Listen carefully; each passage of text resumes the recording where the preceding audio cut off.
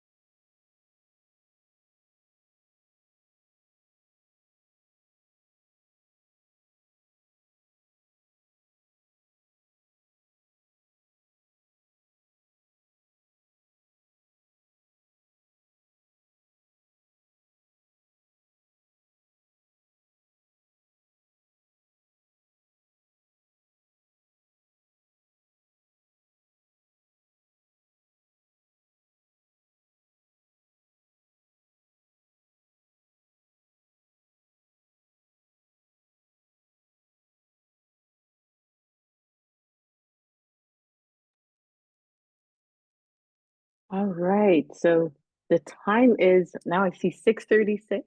And on behalf of the Center of Excellence for Black Student Achievement, in collaboration with the Parent, Caregiver, and Community Engagement Office, we'd like to welcome you to this evening session. We have Dreams to Black Mothers Reimagining School, facilitated by Dr. Stephanie Fearon and Terry Ann Groves. Um, Before we begin, we'd like to acknowledge that we are hosted on the lands of the Mississaugas of the Anishinaabe, the Haudenosaunee Confederacy, and the Wendat. I'd also like to recognize the enduring presence of all First Nations, Métis, and Inuit peoples. We'd also like to acknowledge the Indigenous Africans who were forcefully removed from their native lands and dispersed across the New World. This involuntary migration has heavily contributed to the movement of African descended peoples across the African diaspora to places like Canada. As students and learners, we deem it highly necessary to think deeper and examine the processes that led to the dispossession of Indigenous peoples on this land and settler colonialism, stolen people on stolen land. In engaging in a conversation about anti-Black racism, it's important to center the humanity of Black children and Black families and to examine systems such as the education system that act upon them. And this African ancestral acknowledgement was developed by Dr. Natasha Henry Dixon, who's a professor at York University and former president of the Ontario Black History Society. Now, when you were registering for this session, you saw that it was part of a series in collaboration with the Parent, Caregiver, and Community Engagement Office. And for the Center of Excellence for Black Student Achievement, that series is called Webinar Wednesdays. And for the Parent, Caregiver, and Community Engagement Office, it's called the Conversation Series. Now, with the Parent, Caregiver, and Community Engagement Office, the Conversation Series is a platform that nurtures the belief that dialogue is the art of conversation across boundaries of difference. We've been really excited to be able to collaborate on a few of these sessions that offer informed, knowledgeable speakers and presenters on key issues that may interest parents, caregivers within the TDSB And specifically with Webinar Wednesdays with the Center of Excellence for Black Student Achievement, they are conversations and engagement events for Black families and families raising Black children that explore meaningful ways to support systems navigation, but also advocacy for Black children in TDSB schools and programs.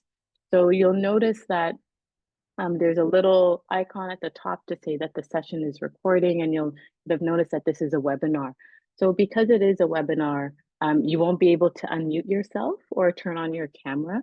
So that means we can neither see you nor hear you, but you can see us and you can hear us.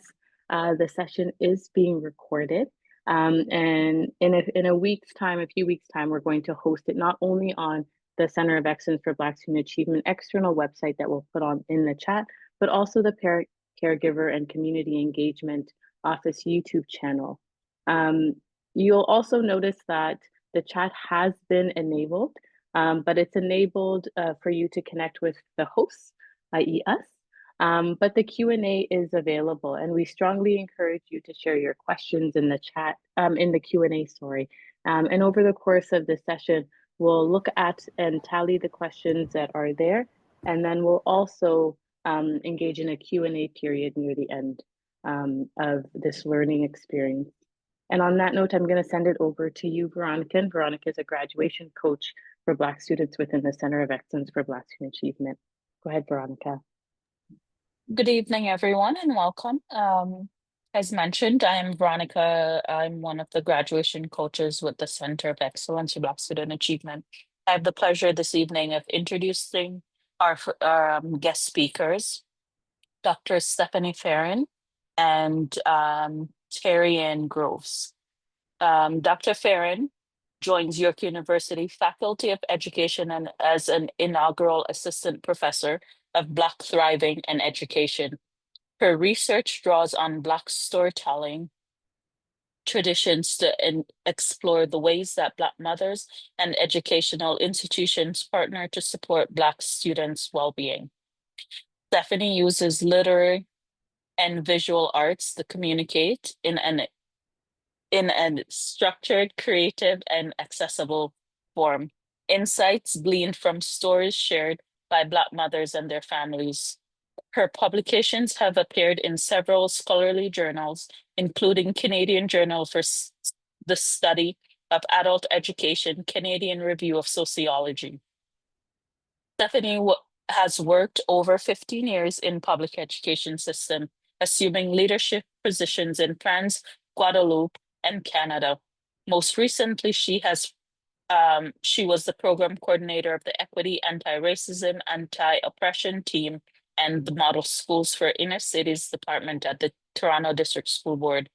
In this role, Stephanie proved leadership to administrators and provided leadership to administrators and system leaders in implementing policies and practices that promote student academic well-being and belonging in schools.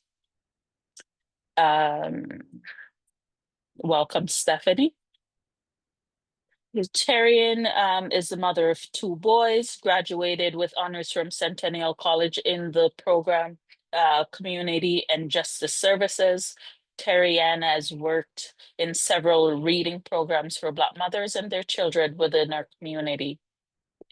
She is proud to be working as a community research assistant with Dr. Farron. Welcome, everyone. Thank you, Dr. Farron and Terry Ann, for joining us.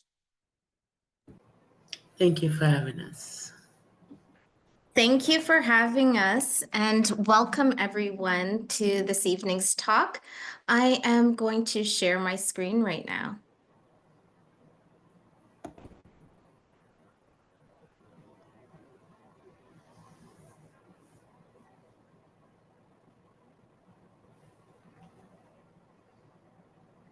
So welcome to today's talk, which is entitled, We Have Dreams Too, Black Mothers Reimagining Schools.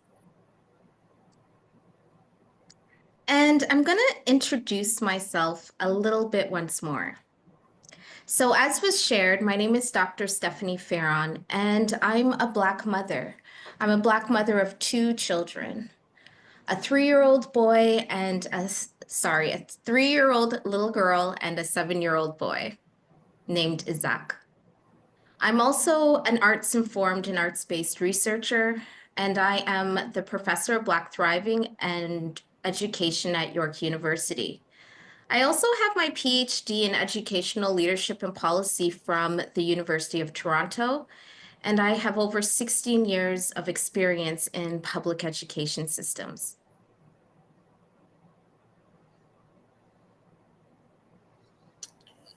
I am Terrian Gross. I'm a black mother of two boys, ages 16 and 22.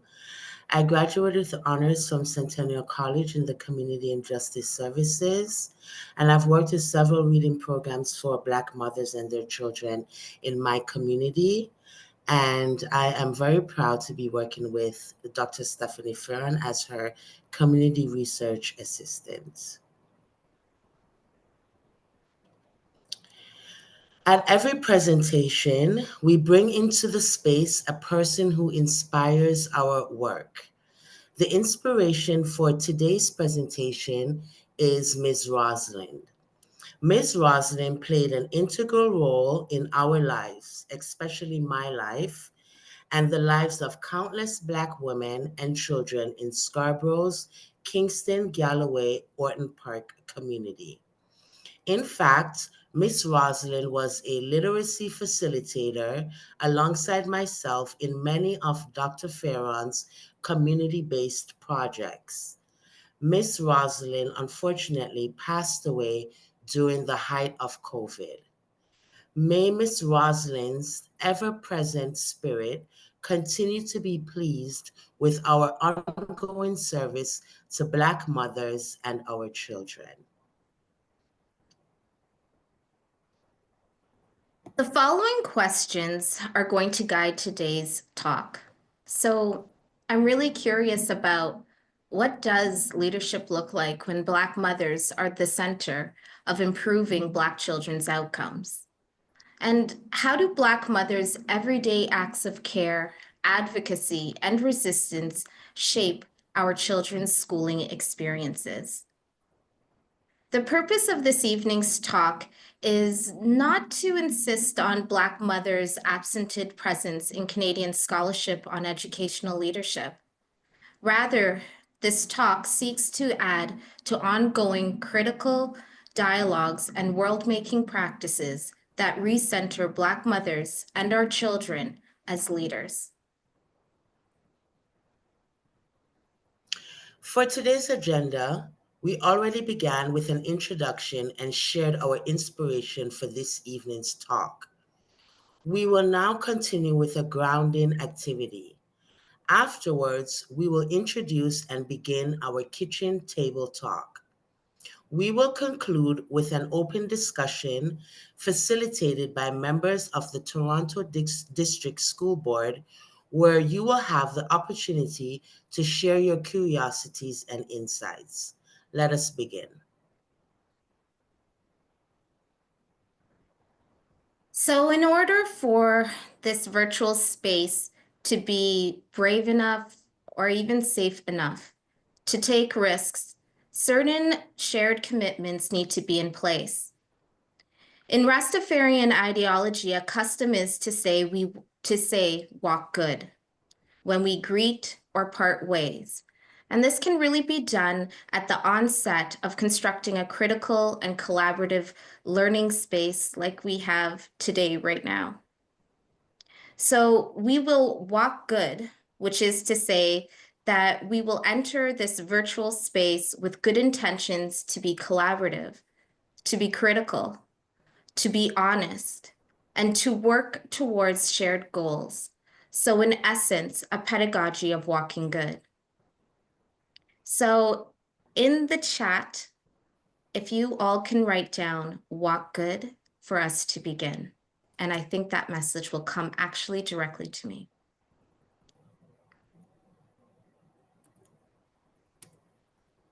Thank you. Okay, so now that you all put it in the chat, I could really tell you who I am. I am a Black mother, a researcher, artist, and educator.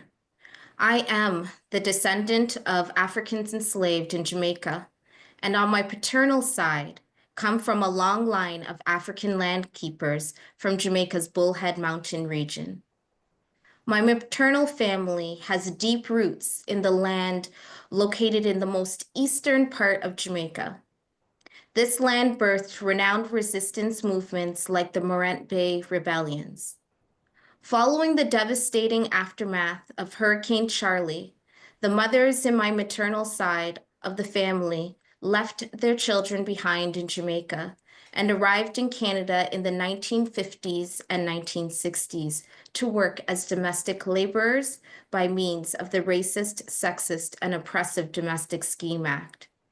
And I am still not ready to tell this story rife with pain, heartbreak, and tears. But all this to say, I am with our people, as we continue to work, demand for liberation worldwide. I'm inspired by Black Mother scholars to reimagine this evening's talk as taking place around a kitchen table. The table, and precisely the kitchen table, has historically been a place where Black mothers have engaged in storytelling with other Black mothers about our motherhood identities and experiences. So it is in this spirit that I take a seat at the kitchen table as someone who shares and understands what it truly means to be a Black mother in Canada. I challenge you all in attendance to not just construct yourself as an outsider looking in, attempting to capture our experiences of being Black mothers in Canada. Rather, I invite you, especially Black mothers here today, to pull up a seat and listen to the stories shared this evening. Engage with them, dream, and act for collective liberation. Truly, I must admit, I am in service to my fellow Black mamas and our children. So the vibe for this evening's talk is one that is grounded in conversation, curiosities, and dreams. Our hope is that this evening's talk will inspire us all to dream even more for ourselves and for our children, to uphold this vibe, because, you know, us Black mamas, we're a whole vibe. It'll be structured as a back and forth, kind of like a call and response, first between myself and Terry Ann, and then afterwards, you all in attendance will be invited to really participate in this kitchen table talk and share your own curiosities and insights.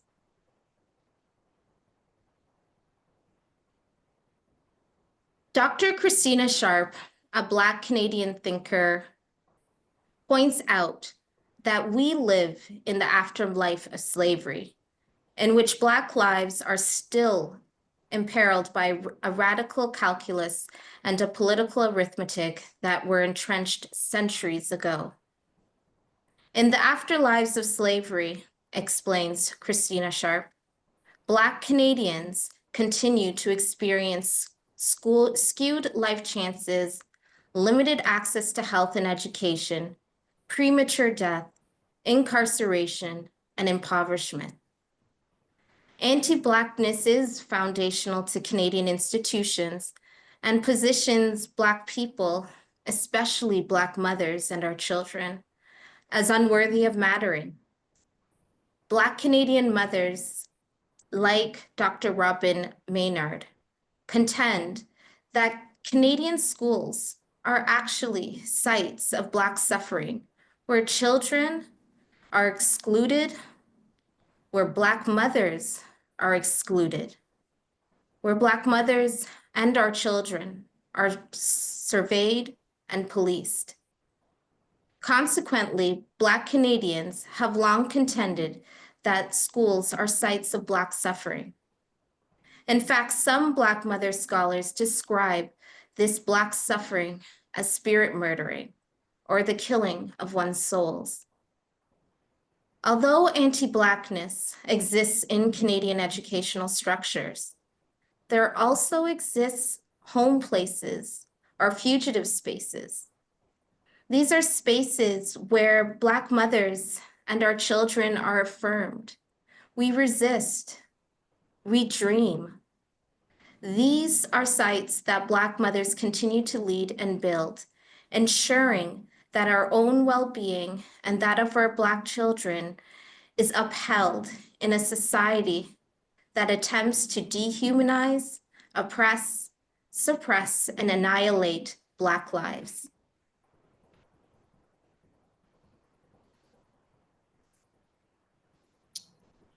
You know, Dr. Ferron, we've known each other for a long time. It's been more than a decade now working with fellow Black mothers around literacy and education. We've been in each other's lives since my son Jelani was 6, and I was living in East End Scarborough. I've been thinking a lot about Black mothers in the education system. I have some wonderings. Yeah, true, Terry Ann. We've known each other for quite a bit now. So just ask away. Okay, I feel like educational research in Canada doesn't acknowledge our leadership in schools. We Black mamas don't get our flowers for all that we do for our children within schools and beyond. Is there even educational scholarship centering Black mothers in Canada?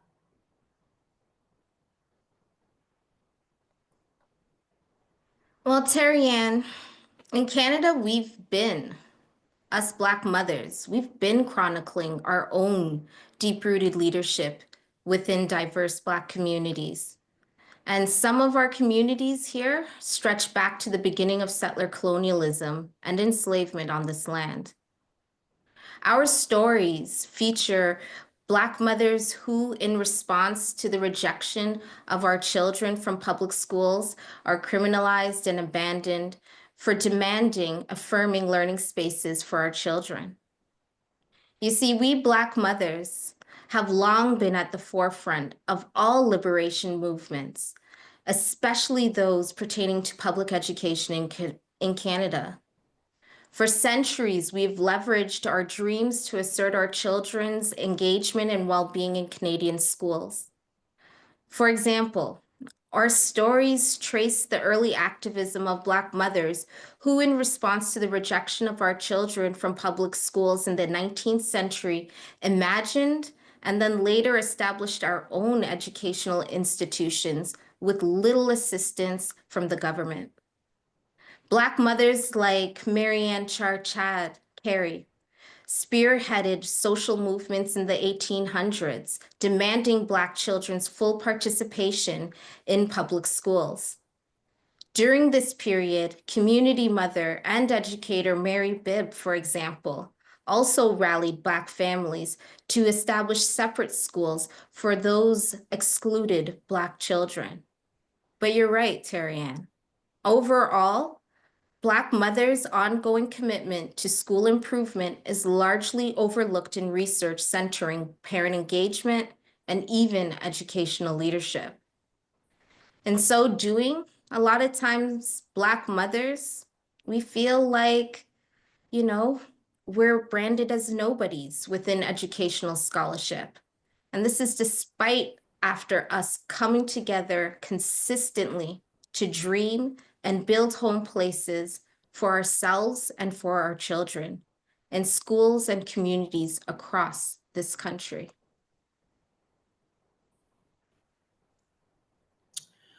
Well, thank you for reminding me that we Black mamas have been at the forefront of our children's education. Thank you for reminding me that Black mamas have been documenting and writing about our own work. But What about the present day? I'm so busy and focused on just getting through the day to day with my boys. Like, I'm going to work, I'm trying to figure out housing and trying to keep on top of everything with my son's education. I just don't feel like I'm doing enough. I'm sure other Black mamas feel the same. What are we doing now to dream and make sure those schooling dreams we have for our children come true?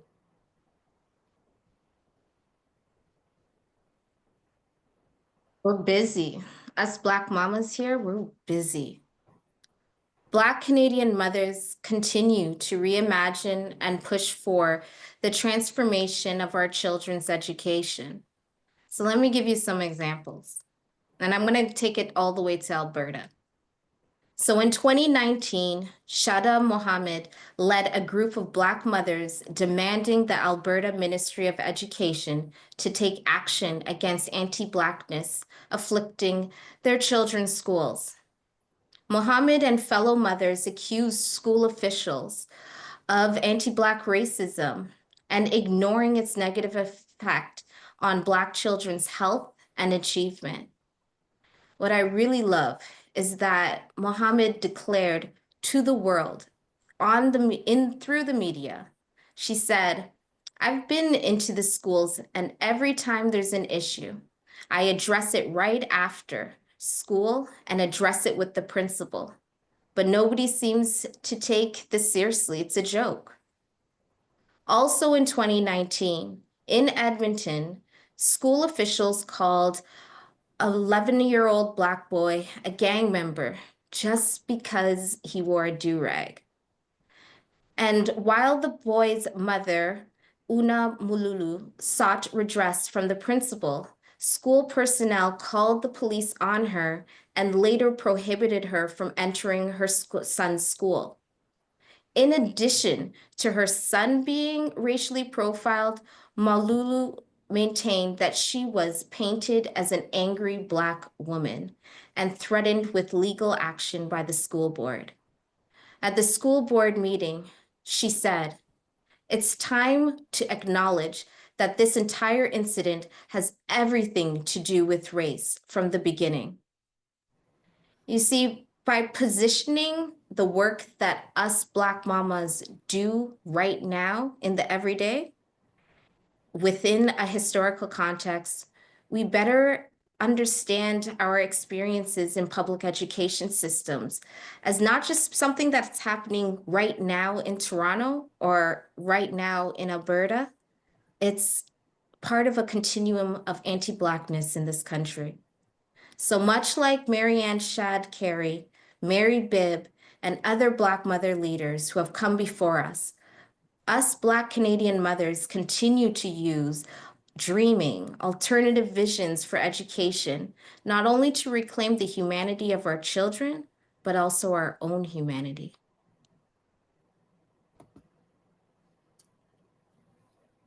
Well, Dr. Farron, I get what you're saying, but I'm not leading press conferences or leading a protest.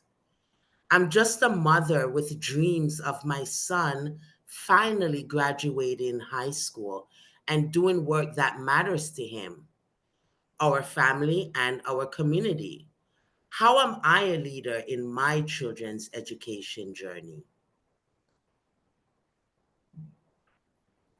In Canada, Terry-Ann, Black mothers continue to reimagine educational leadership for ourselves and our children. We're doing it on our own terms. For example, do you have real conversations about race with your boys? Of course. Do you do affirmations with your boys about their beauty and the uniqueness of who they are? Yes. Have you cradled your boys in your arms when they've come home from school angry and sad at being unfairly treated? Have you pointed out these injustices to your boys' teachers and principals? Yes, I have. Well, you see, Terry-Ann, for many Black mothers, this is leadership. This is educational leadership. And this leadership that we do in the everyday for our children, it matters too.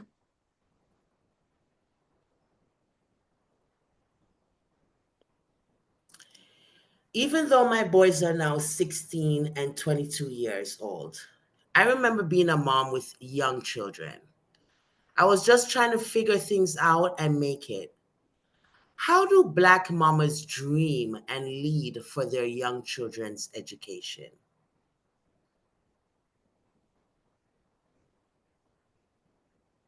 In Canada, there's so many of us Black women scholars. We're continuing that tradition of exploring our own leadership and work and writing about it for us, by us. So, for example, Dr. Janelle Brady, there's Dr. Carrie-Anna Skye, and so many more of us Black women scholars.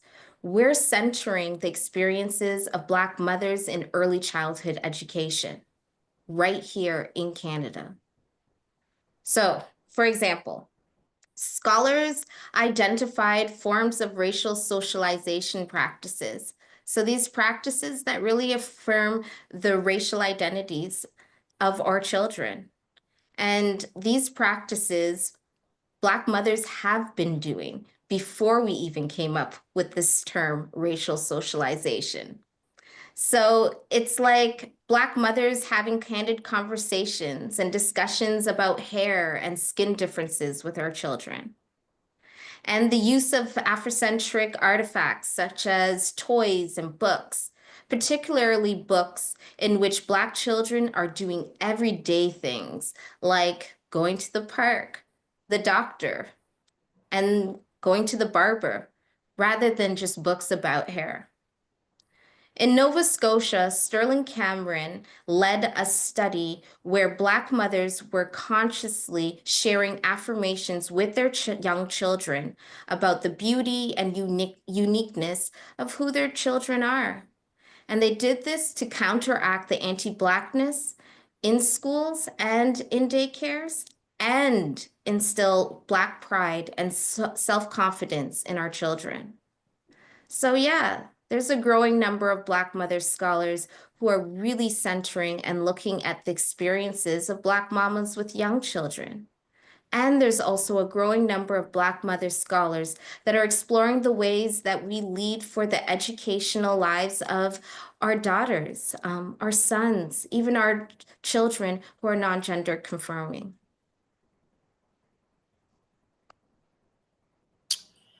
Man, I've struggled. I've had my own private residence. I've lived in shelters and couch surfed. I know socioeconomic status matter. But how do we, low income Black mamas, dream and lead for our children's educational futures?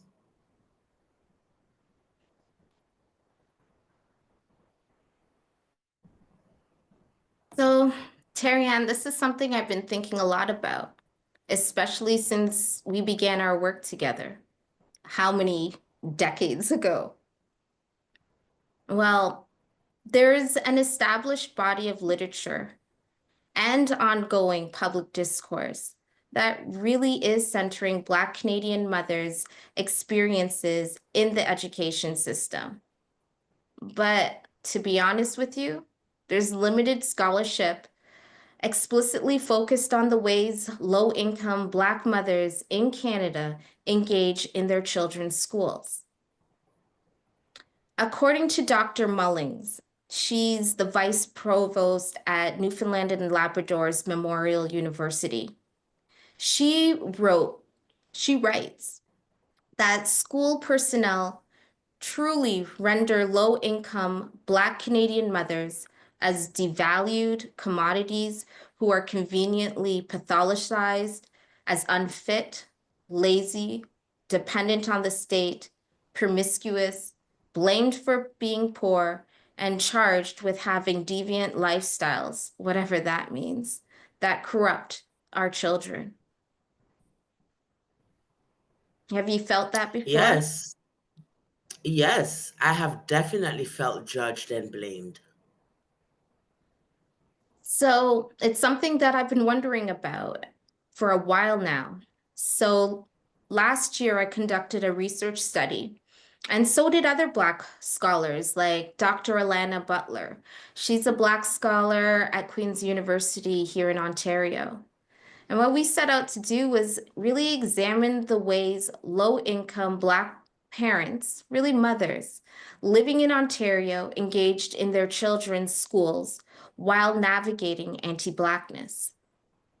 And both of our work revealed low-income Black moms use supportive peer network systems to engage in their children's education and promote their academic success. So what does this mean? I'll give you an example from Dr. Butler's work. Dr. Butler concluded that these informal mentoring networks allowed low-income Black mothers in Toronto to come together to strategize for their children's success and share community, cultural, and educational wealth.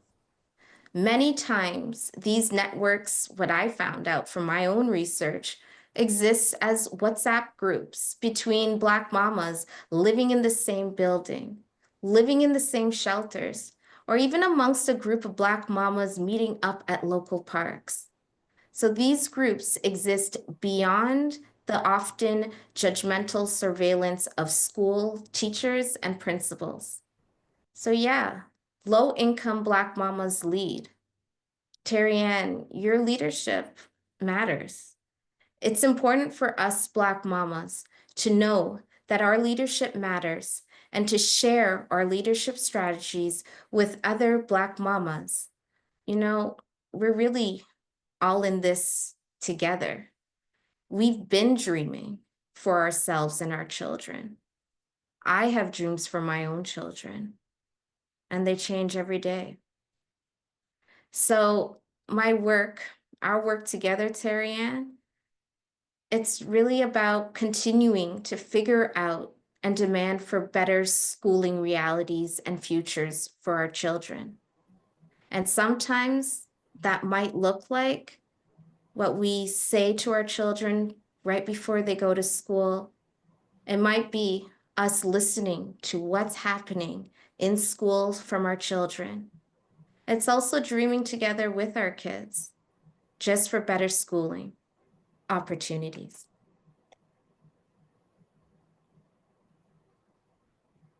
So everyone, this concludes the first part of our presentation. So thank you all for listening. And before we move into the final part of today's talk, we want to let you know about our monthly newsletter, a love letter to fellow dreamers. And this newsletter centers the dreams, the work, and the leadership of Black mamas, women, and girls in Canada. So feel free to use this QR code to access our latest issue, as well as to subscribe to the newsletter moving forward. So now I turn it back. So now we open up our kitchen table talk to all those in attendance, and we'll let members of the Toronto District School Board moderate this part of the conversation. Thank you, everyone. Thank you.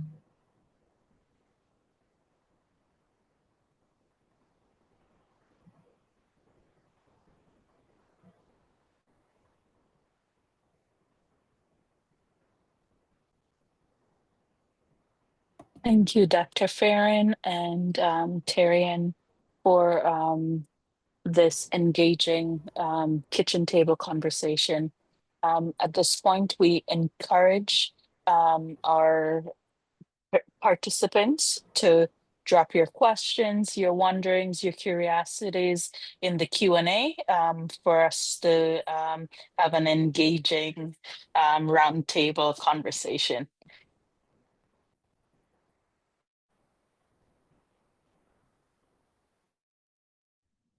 We'll let you, Veronica, ask some of the questions that are already in the chat.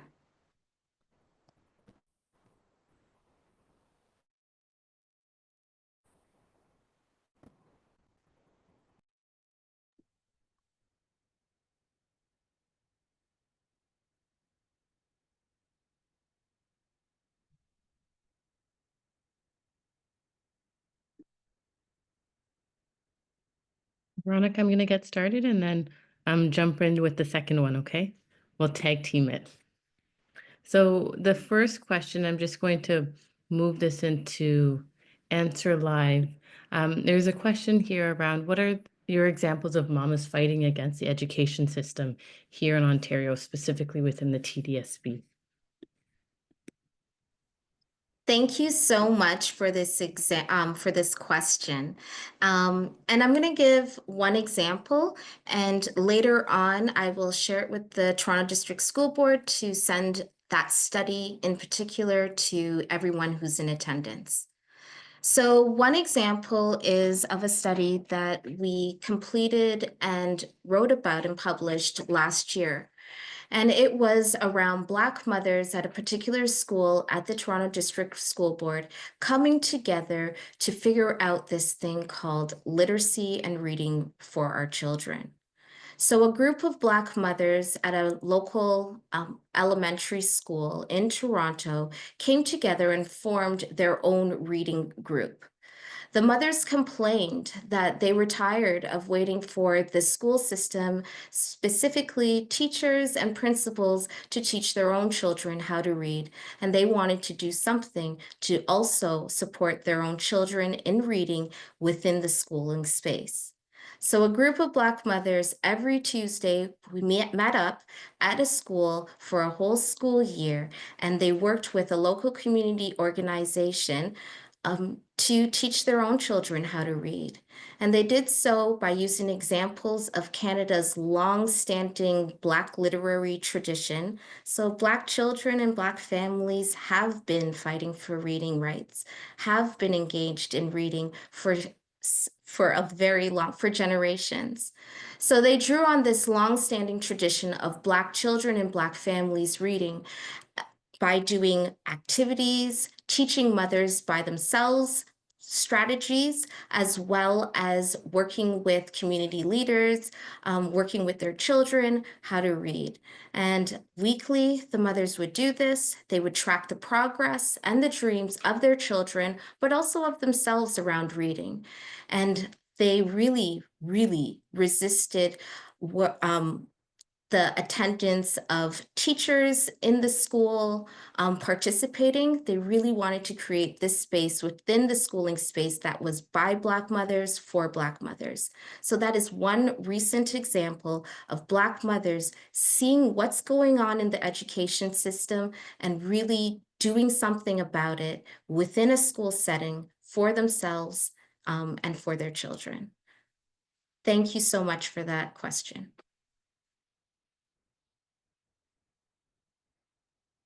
Thanks for that, Stephanie. And I think what we'll also do is include a reading further around Black literary societies, because it's a beautiful way in which we think about like alternate modes of education that are really rooted in our own values, beliefs, and the love that we have for our children.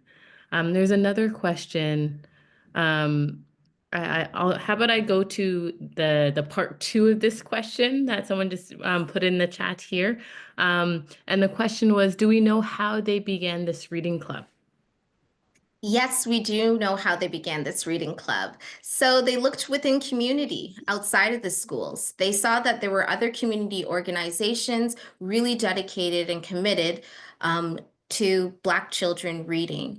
And it was led by Black women, Black mothers, and grandmothers. So what this group of Black mothers actually did was that they connected with that community organization and worked with this community organization that was led by Black women, Black mothers, and Black grandmothers to figure out how can this look like in the school setting, and how can we do this in a way that's real for us as Black communities living in this particular part of Toronto.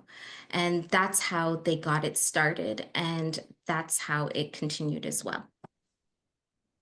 And there's another follow-up question, because there's a lot of curiosity within this conversation around the success of the reading club and the continuation of it. I'm just reading the question. For the success of the reading club, again, I will send the article out for everybody so you could see play-by-play detail as well as examples of how it's structured, what time of the day it is, examples of activities. So it was successful over time. And it was something that really changed over time as well, depending on, again, the dreams of the Black mothers themselves as well as their children. And it has been continued also.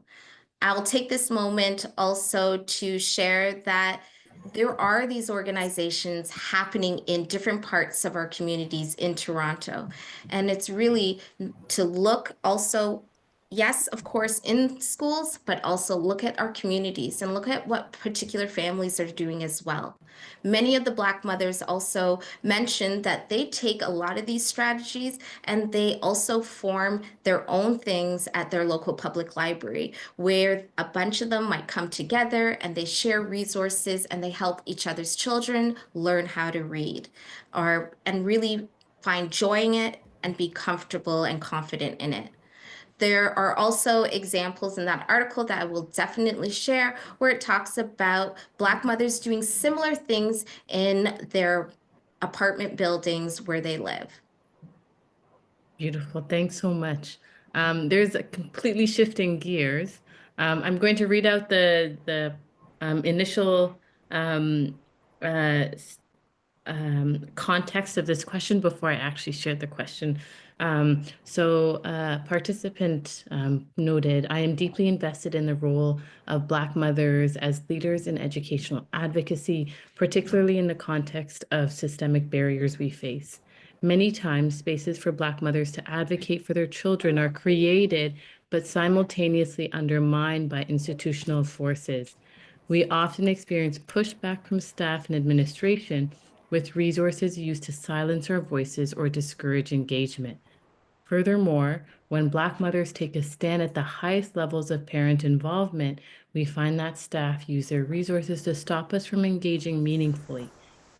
So one part of the question is, how does your research address these challenges, particularly in creating spaces that empower Black mothers, especially for those from low-income backgrounds who are dedicating immense time and effort to advocacy, but are not seeing tangible changes for their families and children? And part two, what steps do you see being taken to support these mothers in a way that leads to systemic, impactful change? Thank you It's a so loaded much. question, but so beautiful. It's so beautiful, and I absolutely appreciate the context that was provided. So, yeah, us Black mothers, when we go into schools, we're not always welcomed. Our leadership in our work is not always valued. And this is especially true for low-income Black mothers. In my research, what I found is a lot of times Black mothers have opted to do this work outside of the school space. And they do this for many reasons. Some say they don't want the surveillance. Others say that they're just tired. We're tired of pushing principals and teachers to doing work for our children and to seeing us as valued partners and valued leaders. So, as shared earlier, Black mothers are coming together at local parks in their, in their kitchens, literally around the kitchen table, planning, organizing. We see this also at local libraries. And Black mothers are pooling their resources. We see Black mothers and Black women writing grants, getting government grants to run programs. We also see Black mamas creating their own books, writing it down with their children, and doing so even in different ways on the computer. We've seen them sharing oral stories through WhatsApp messages, just sharing resources and strategies amongst us mothers. And there's also a group of mothers who are continuing to advocate for change. When I think of big organizations that even the Toronto District School Board has worked with in the past, such as Parents of Black Children, that organization was co-created and led by Black mothers. And these organizations are working across Canada to really continue the fight to advocate for our children, letting our school systems know and our government officials know that we Black mothers have dreams for our children too, and our leadership matters, and we're here. And we've been doing this and taking note of injustices that's happening, as well as ways that we can push back and fight. So twofold. Black mothers are doing it outside of the school setting, and Black mothers are also doing this work within the schools as well. And the second part of the question, what steps do you see being taken to support these mothers in a way that leads systemic and impactful change? I think I answered that. And what I'm really excited about is that many Black mother-led organizations, community groups, and just a group of Black mothers coming together, working for our children's schooling dreams. We're also writing about it now, and we're publishing it now, and we're sharing all of the knowledge and our experiences with other Black mothers in multiple ways. And that's something that I'm extremely excited about.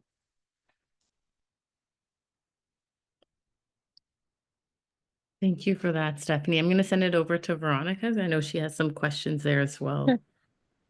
So you spoke about advocacy, Black mother advocating for their children.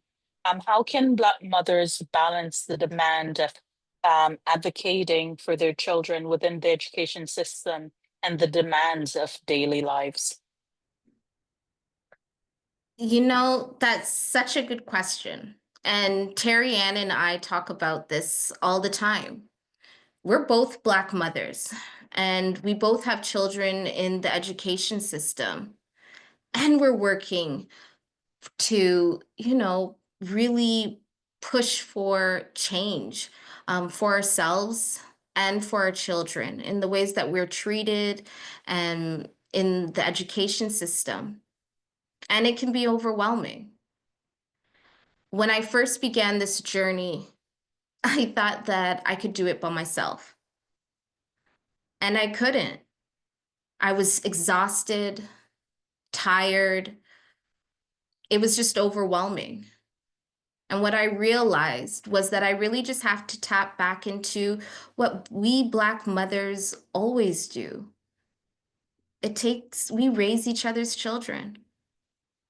I helped Terry Ann with her sons in teaching them how to read. And we just met at community events.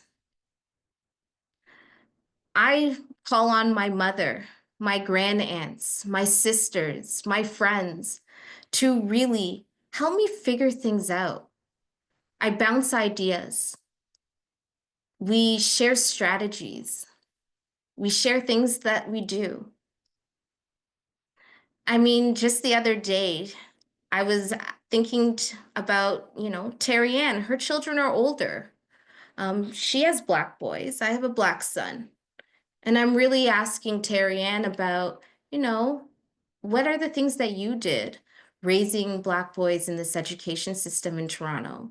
And she tells me things, she tells me strategies, and I really use those strategies with my own children, even though my children are much, much younger. So it's this idea of how do we get involved is that, first of all, we can't do it by ourselves. We don't do it by ourselves. We lean on one another to support. And that support might look like somebody bringing me to parent council. I've never been a part of parent council, for example, until recently. And that was because another Black mama told me about her own experience and the need to have a fellow Black mama there side by side with her because she was feeling lonely. So that's something that I'm doing now. That's new for me. But again, that was from me talking and discussing. And that doesn't work for everybody. And it's also me, as I said before, leading on the Black grandmas in the community who've done this before and have strategies, and I'm listening and learning and we're sharing.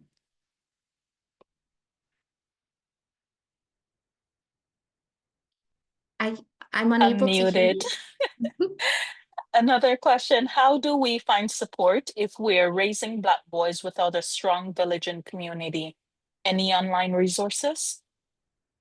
Definitely, and I'll send specific online resources through the Toronto District School Board when they send out a kind of like a resource sheet. So there are absolutely online resources and organizations that are doing amazing work supporting Black boys and supporting, Black children as well. So it's all about really finding out what's happening in our local community, asking those questions from people that we see around the way. And also looking online and Googling places as well. And I will definitely share a few resources of community organizations that's doing this work, has been doing this work for a long time, just to make sure that we're all connected. And also, we're here in this virtual space. And this is just one other resource as well of us sharing, getting to know strategies, figuring out this Canadian education system. So really attending events like this that are done virtually as well as in our community, and we will be sharing some specific community organizations. Thank you for that response. Um, so you mentioned a bit about supporting Terrian and going to different community spaces, sitting on the school executive parent council for the first time. Um, are there any other tangible ways in which we can move from individual frustration to collective power? What might that shift look like as we look forward to reimagining schools for our Black children? Thank you so much for the question. Y'all have some really good questions. Um, so thank you so much. So one thing that I have done and I'm still doing is that I kind of created my own little WhatsApp group. So there was a bunch of us. I know two other Black mamas. We were both pregnant at the same time, having Black boys, and we were all individually nervous. And I remember we would go to like a community event, or I would bump into one of my friends at the grocery store, and we would just be talking about how nervous we are as Black mamas to raise, these Black boys. And what we decided to do, instead of always complaining with one another, which we still do, is that we've decided to form our own WhatsApp group, and that came up naturally as one of a kind. So what we do in this WhatsApp group that I just formed with a couple other Black mamas, is that if I hear a resource or see a resource, like for example, this talk, I actually send it to them in our WhatsApp group, and they do the same. If they hear about any other resources in the community, for example, we were looking at speech language pathologists, good ones that we could go to that are in the community, and trying to figure out navigating insurance and how that works if we need a speech language pathologist. I'm using one right now with my daughter because somebody in that WhatsApp group that I just started with a group of high school friends started together. She used it with her son with success, and she passed on that information to me. So these are just examples of everyday things that we Black mamas have been doing and are doing. And right now it's for us to really recognize that, hey, this is actually leadership. And this is actually leadership that matters. And these are ways that actually have a profound impact on the schooling journeys of our own children and also myself. Thank you. Another question. I'm finding it very frustrating navigating the school council at my child's school. It is not the administration, it is the parent members who do not understand anti-Black racism and the wide array of socioeconomic status of our school community. Many Black mothers have left the council and do not want to be involved in this part of the school community. What advice would you give me to help bring Black mothers to the table of our school council? Please note that our principal is a Black mother who is very invested in our council, representing the school community. Thank you so much for this question. And it's something I'm actually living right now on parent council at my son's school. And first off is you're doing what you really I need to commend you for is that you're recognizing that within that school space there are also fellow Black mamas. So the principal you mentioned is a Black mama and invested and is supportive, and that's something that we have to continue. What I also do for parent council is that with a group of fellow Black mamas who are on parent council, but many who are not on parent council, we actually have our own meeting before the meeting. So we come together before parent council and we talk about we're doing it a lot by WhatsApp groups these days. We talk about things that matter for us and our children in the school space, and we strategize about how we're going to approach it at parent council. Sometimes it's us strategizing ways to support each other when we do make our voices and our presence known at parent council.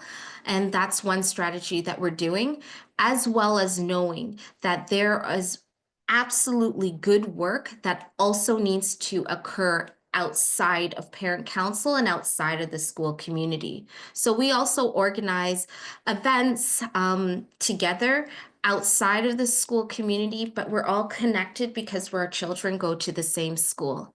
An example of this looks like we all went to a different book lists. So with Ida Sidhu, she has Blackhurst Cultural Center right here in Toronto, and she was hosting an event. And this event was by another fellow Black mama who happens to be a teacher, who happens to have young children the same ages as our children.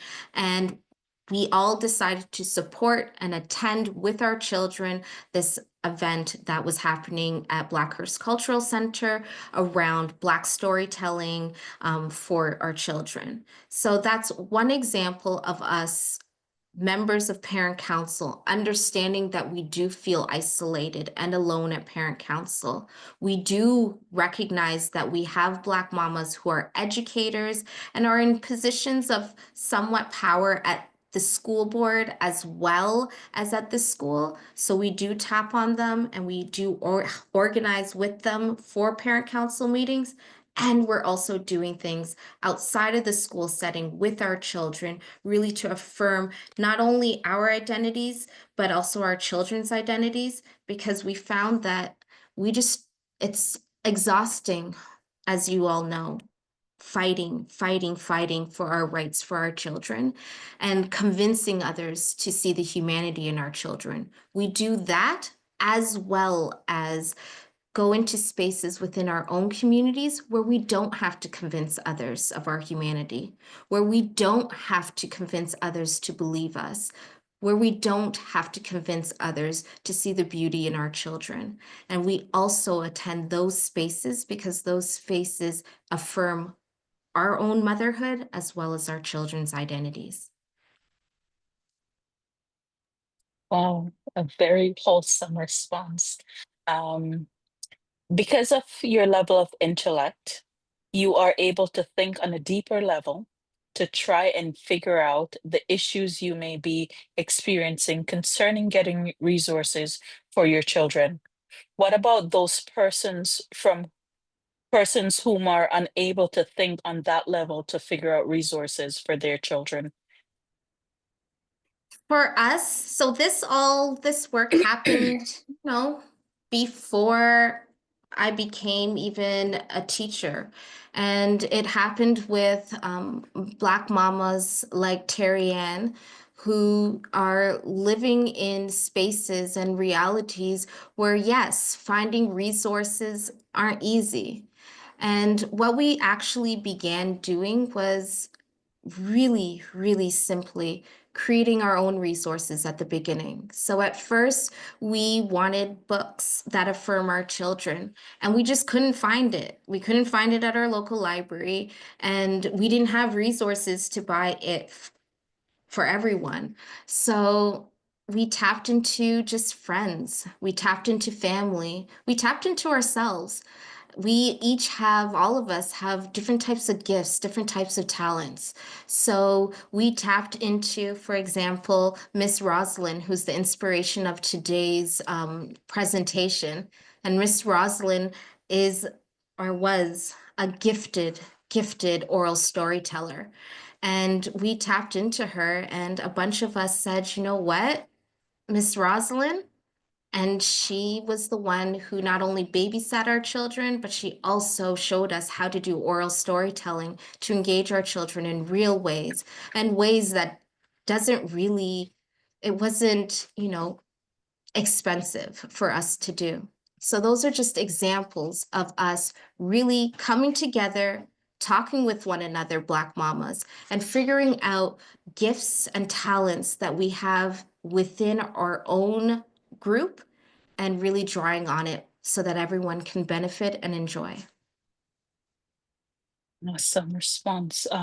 Further to the WhatsApp group that you mentioned, one of the participants wanted to know, is the WhatsApp group open to the individual of this evening's webinar?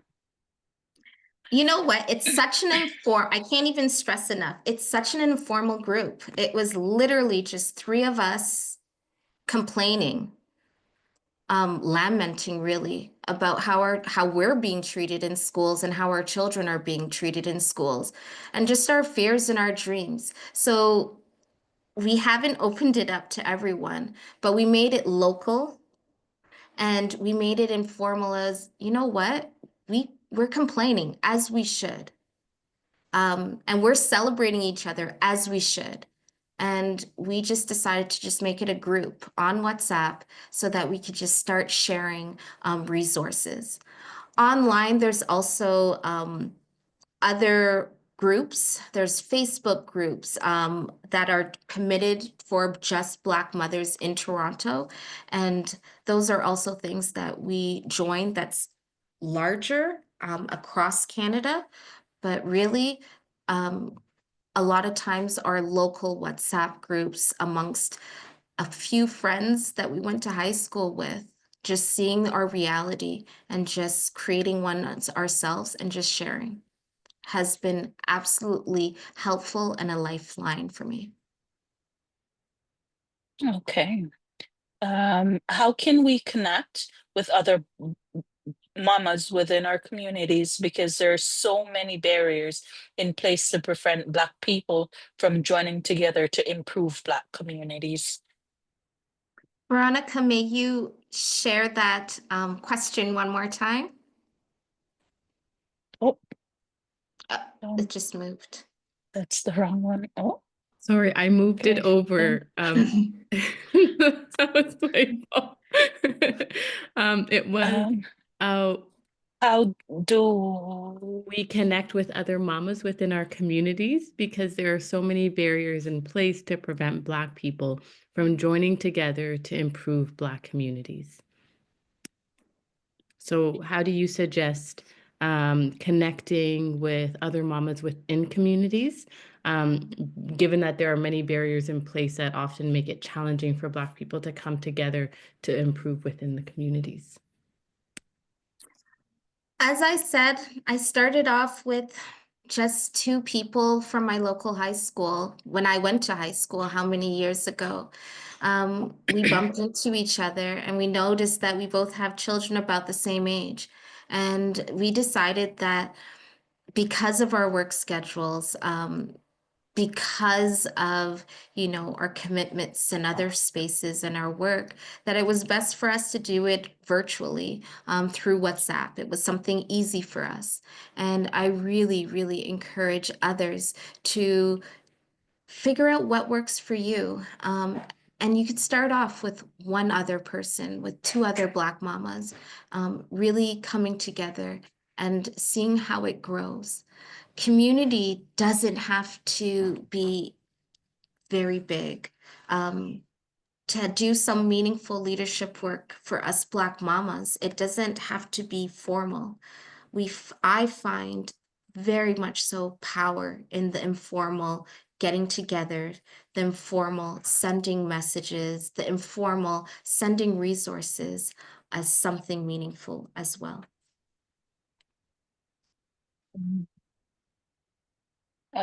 Can you share a bit about your own education journey leading to your success? Yes. So my own education journey, I've always wanted to be a teacher. Um, I was that 5-year-old child who would be teaching their teddy bears how to read and write. I have always known that I was going to be a teacher. So I did the traditional route. I went to teachers college. However, at teachers college, it was lonely. I went to the University of Toronto, and at the time I was two, actually in my cohort, I was the only Black woman in that program. So when I finished teachers college, instead of beginning to teach here in Toronto, I decided to go back to the Caribbean to teach. So I taught actually in Guadeloupe in the French Caribbean for a while. And I also taught in Paris, as well. And then I decided I had to come back to Toronto.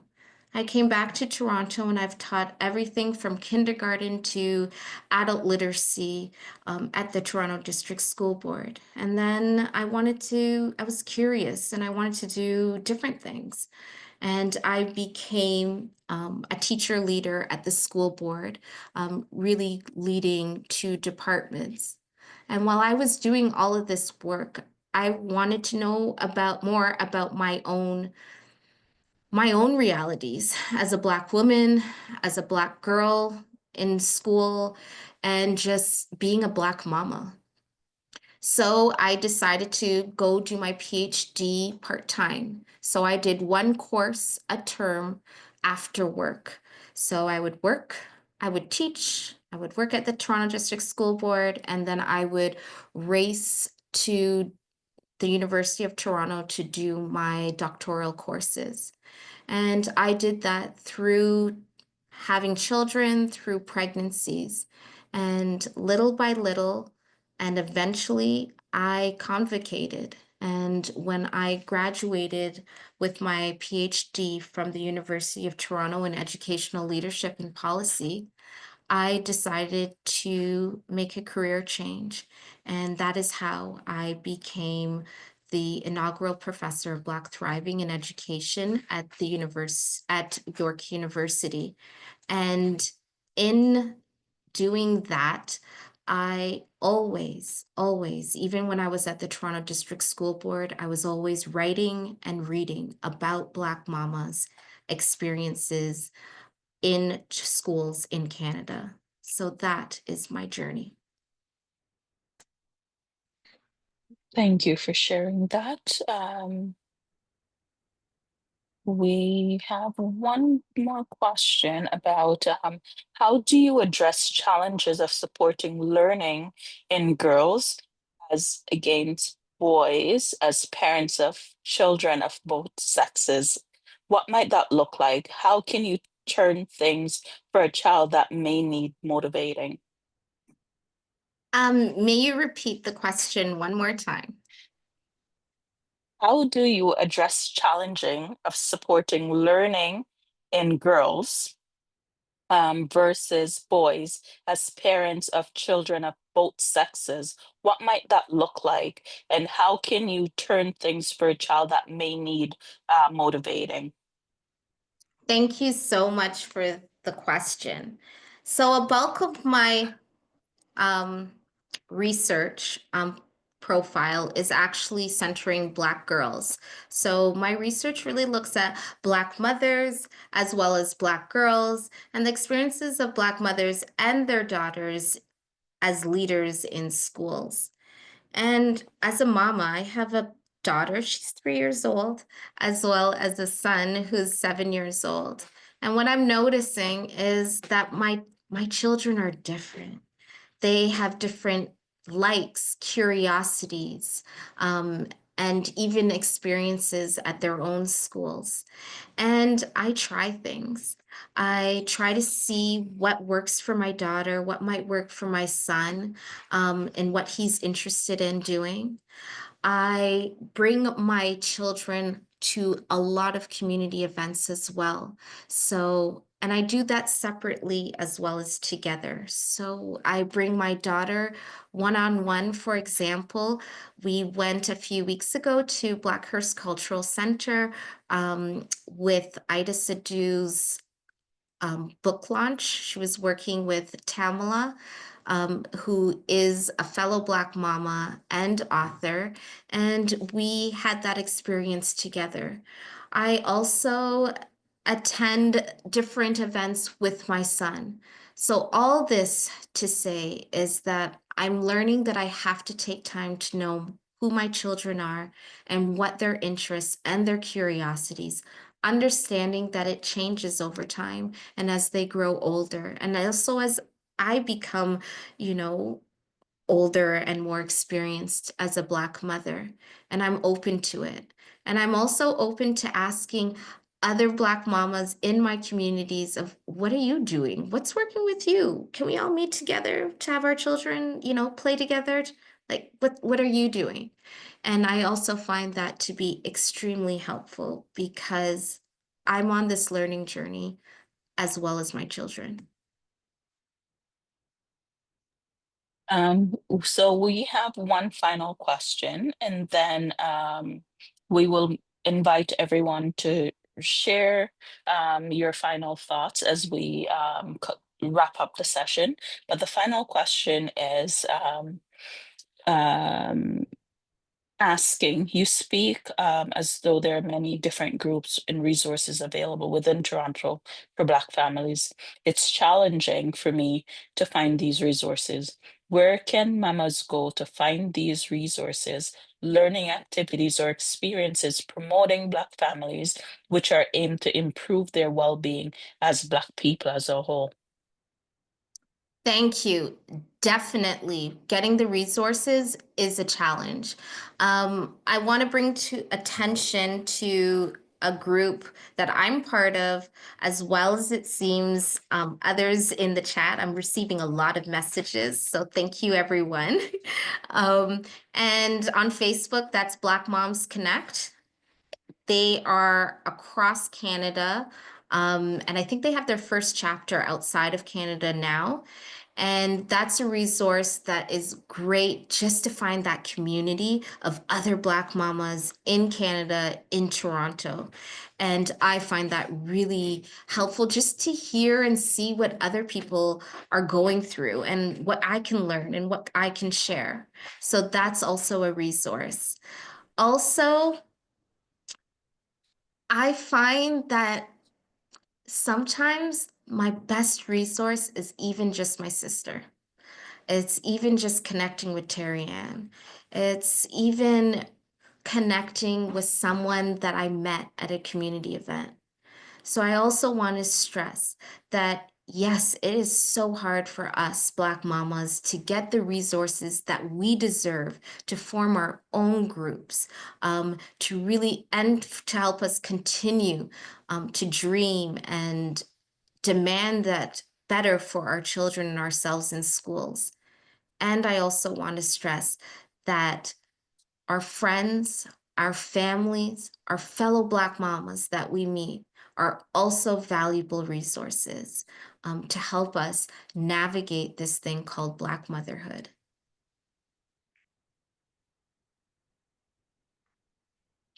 Thank you, Dr. Farron, for that response. At this time, I would like to share that part 2 of the session is coming up next week for us to continue the conversation.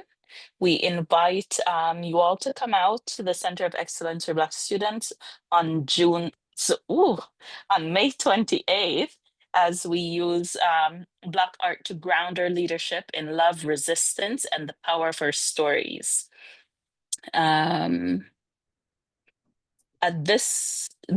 This is an in-person session, an interactive workshop for Black mothers as we honor our identities as Black mothers and leaders. Participants will explore how Black art can fuel reflection, deepen connection, and inspire new ways of organizing our children's education. Dream, create, connect with fellow Black mamas committed to cultivating leadership in their children's education. There's a link in the chat. We encourage you to register if you're interested in being at the in-person session, as spots are limited.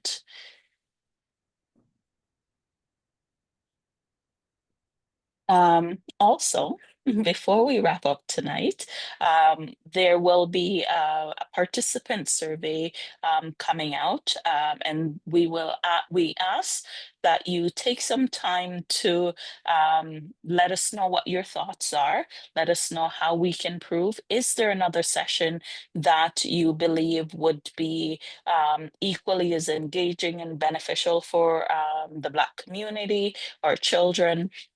As we continue to build on the webinar series, and as we continue to spread knowledge and deepen our collective brilliance. We encourage you to complete the survey. Ms. Mohammed, over to you. We actually would like to invite both you, Stephanie and Terry Ann, if you have any final thoughts, a wish, an aspiration, because both of you shared such raw, vulnerable experiences in your journeys that really resonated with so many. We can see in the chat and in the Q&A with so many of the attendees here tonight. So we'll turn it over to either one or both of you. Final thoughts, wishes, aspirations. What would you say to a new Black mama on the journey and continuing Black mamas on their journeys? Thank you so much for hosting us and this important talk. My final insights for us all, for fellow Black mamas, is that our everyday work that we do matters, and it's leadership. And that us Black mamas are continuously reimagining and redefining what leadership means for us and for our children.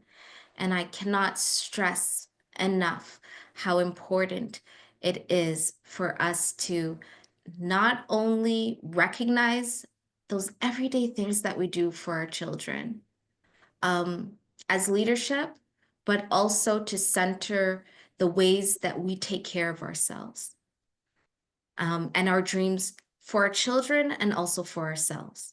So if that means taking that course that you've wanted to take for so long, going back to school, that's Black mother leadership, because we're doing it for ourselves and our children. And if that means,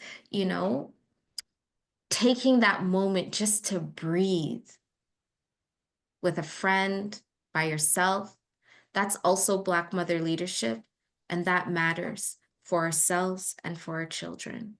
So it's about taking care of ourselves, taking care of our children, and recognizing the beauty and the power of those everyday little things that we think are little, but in reality, that's leadership and that matters.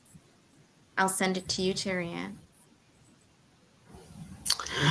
Okay, everyone, I've been having a little bit of connection problems, but hopefully everyone can hear me. My final thoughts.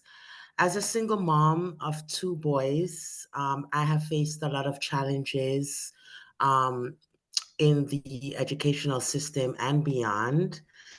And the one thing that I do know is that I am resilient, and I want all the mamas out there to recognize that about themselves and to give recognition to your feelings, and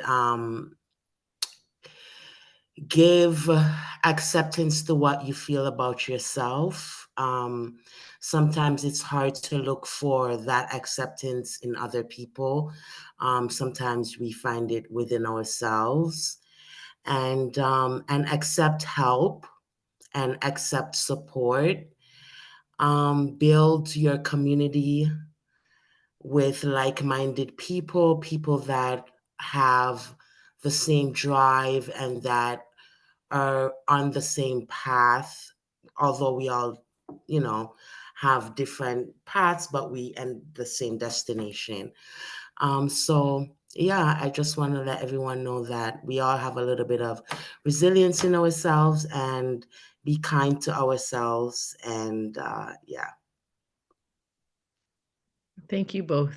As someone who still struggles to ask for help and receive support, I appreciate your message, Terry Ann, because that's something that there is a perception of weakness in the request for support. But I thank Yes. you both for sharing your words of wisdom and really speaking to our hearts, our minds, and our spirits. And like someone said in the chat, the style of sitting at the kitchen table really resonated with so many, because it was like having a conversation among sisters. So thank you so much. And on that note, we thank all of you for spending your evening with us, for engaging in this really raw, healing, but welcoming and loving space. And if you are interested and available to attend, we look forward to seeing and continuing the conversation with Black mothers through an in-person interactive session. And we'd love to hear your feedback as we continue to think through the type of experiences and events that are meaningful to Black families, to Black mothers, to parents and caregivers raising Black children. And on behalf of both the Center of Excellence for Black Student Achievement and the Parent Caregiver Community Engagement Office, thank you so much, and have a beautiful, beautiful, beautiful rest of your evening. Take care, everyone. Thank you.